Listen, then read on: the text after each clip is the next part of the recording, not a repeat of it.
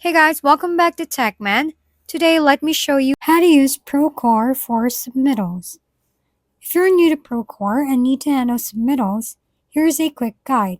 Submittals are documents prepared by subcontractors for review and approval before work begins, and Procore makes the process seamless.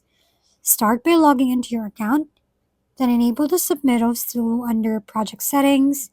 From there, create a new submittal by clicking Create, filling out general details, selecting the right workflow, template, and assigning submitters and approvers. You can upload files, add notes, and send them for review. Approvers then mark them as approved, noted, revised, and resubmit, or rejected, with the option to add comments or forward track versions, or bundle related submittals into packages for easy distribution.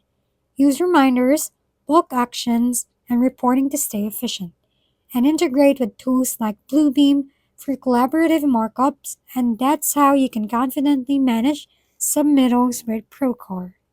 If we've been helpful, kindly give us a thumbs up, and don't forget to hit the subscribe and bell button for more contents.